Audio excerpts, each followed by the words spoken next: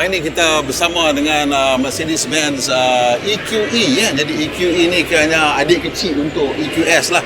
Dia dibina atas platform yang dedicated untuk kereta elektrik, dan dipanggil EVA2 platform ni. Jadi bezanya kereta ni dengan EQS lah, dia punya wheelbase pendek sikit dan lepas dengan reka bentuk dia tu lebih berbeza lah, dan mungkin lebih mudah sikit lah. Walaupun saya rasa nampak banyak juga persamaannya. Kalau kita tengok daripada depan, dia punya gaya reka bentuk dia sama lah macam EQS tu, maksudnya tak ada grill dan ada lampu yang masuk sampai ke tepi jauh.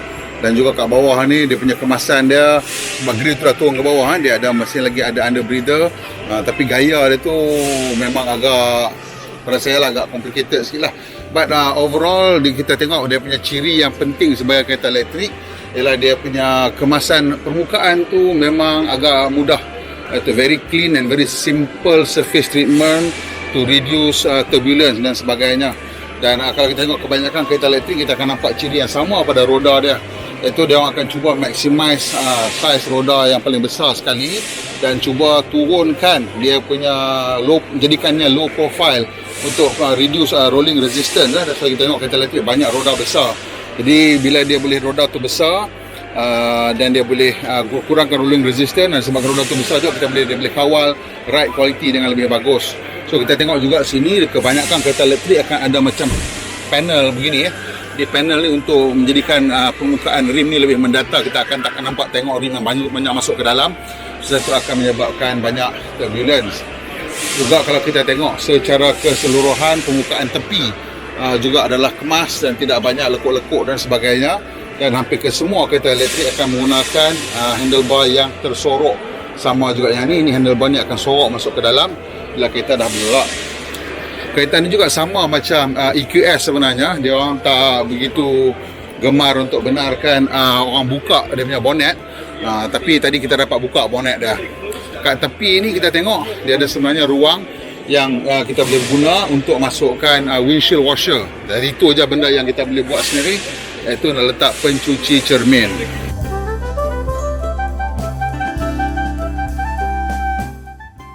Kalau kita tengok bawah bonet kereta ni sebenarnya kosong, langsung tak ada apa, ruang tengah-tengah tu cukup besar juga lah mungkin untuk buat front boot, tapi saya Mercedes tak buat. Dan kita nampak ada dua cross member yang agak besar juga di tengah-tengah tu. Dan dua botol pink tu ialah coolant lah untuk dua circuit dia, kerana menggunakan sistem heat exchanger. So satu circuit pergi ke bateri dan satu circuit pergi ke radiator lah. Dan kita tengok struktur kat tepi tu, tengah tu sangat-sangat tinggi. Itu pada tahap 25% of the car punya front face ni direka bentuk untuk memang lulus 25% small overlap rigid barrier. Selain daripada tu memang tak ada apalah, dalam tu kosong, so dan tak boleh dibuat apa pun.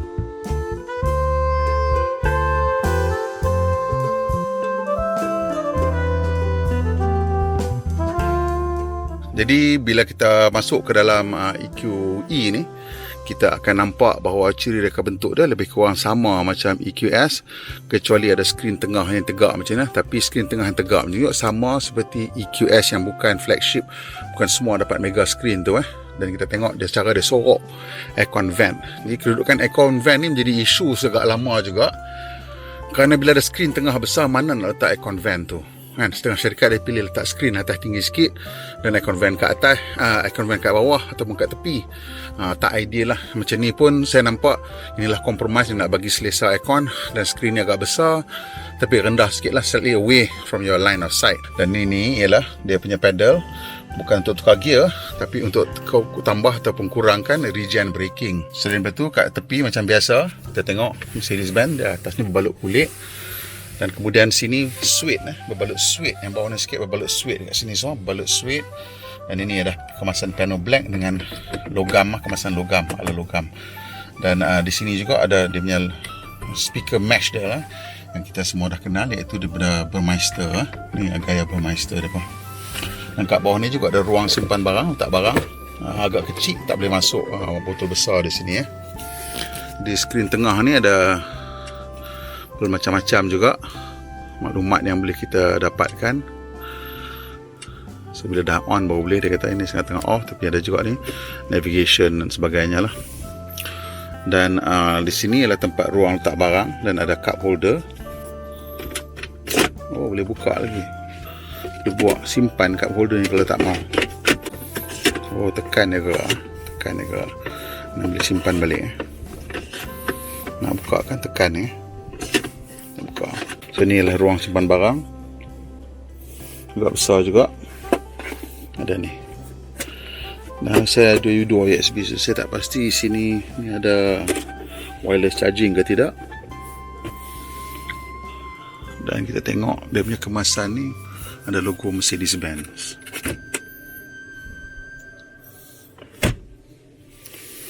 Dan juga kawalan kat belah atas, orang panggil dia punya lampu bacaan dia.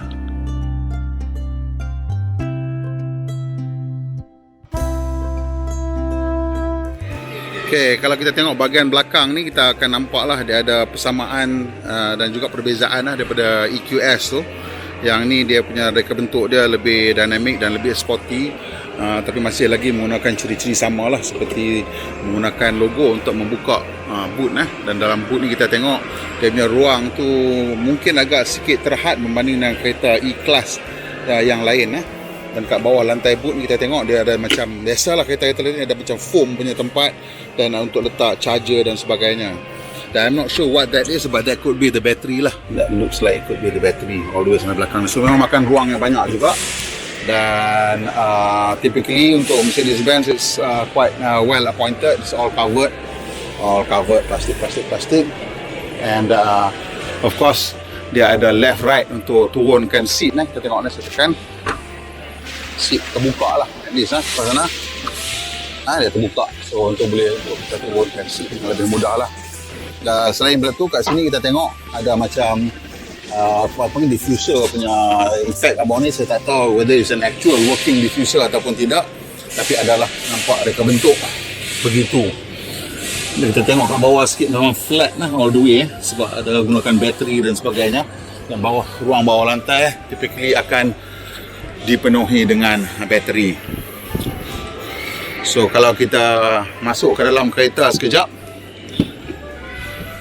tadi kita dah tolak seat jadi saya sandarkan balik seat. Kita tengok ruang dalam kereta ni sekejap.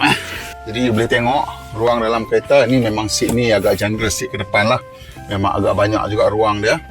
Tapi macam biasa kereta-kereta elektrik yang lain, lantai dia tu memang agak sikit tinggi lah berbanding dengan kereta Mercedes biasa. Maksudnya seat ni rasa duduk rendah dekat lantai. Jadi as a result, kita tengok kadang-kadang kita punya kaki ni agak tinggi sikit lah kan. But that's tak boleh nak buat apa, dia memang macam tu. That's why banyak kereta elektrik dia punya wheelbase panjang untuk mengelakkan masalah ni lah. So kita boleh belunjur sikit. So di sini kita tengok dia punya seat, sudut duduk ni agak tegak sikit lah saya rasa berbanding dengan Mercedes lain. Dan kalau kita tengok kat tengah ni, dia punya center armrest, tu dia ada cup holder. Ada fancy cup holder, boleh kecil boleh besar. Kalau besar tu turun, kalau kecil macam ni. Dan dah aku rasa lantai dah lah, dia sangkut tadi. Tekan 2 kali bagi dia turun keluar. So di tengah ni ada touch screen untuk aircon. So kita nampak di sini, maksudnya ni tak on lah. Dan semuanya dibalut dengan, saya tak pasti vegan leather ke kulit ke apa kan, ni nak rasa macam kulit. Yang ni macam suede lah kat tengah-tengah. Ruang kepala saya kira okey, 3 jari kan, 3 jari is okey, tak terlalu sempit sangat. Tapi sudut belakang ni saya rasa agak tegak sikit.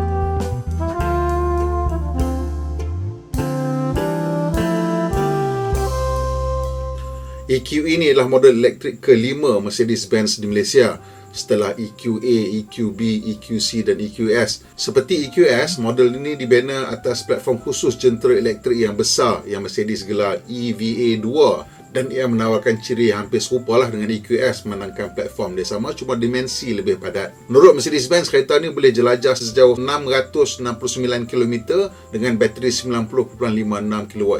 Ikut kiraan WLTP lah ni. Ini bermakna ia boleh bergerak hampir 7.4 km dengan setiap kilowatt tenaga dalam keadaan optimum. Secara amnya kita terima bahawa kereta elektrik boleh bergerak antara 5.5 hingga 6.5 km setiap kilowatt dalam pemanduan biasa. Jadi angka 7.4 tu memang angka optimum lah. Seperti EQS, model EQ ini menggunakan motor magnet kekal di ganda belakang dan ulitan wayar digunakan dalam 2 kitaran yang 3 fasa, ini menghasilkan 6 fasa.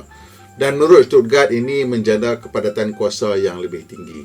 Ia juga dilengkapi dengan sistem pengurusan bateri yang boleh dikemas kini di atas talian.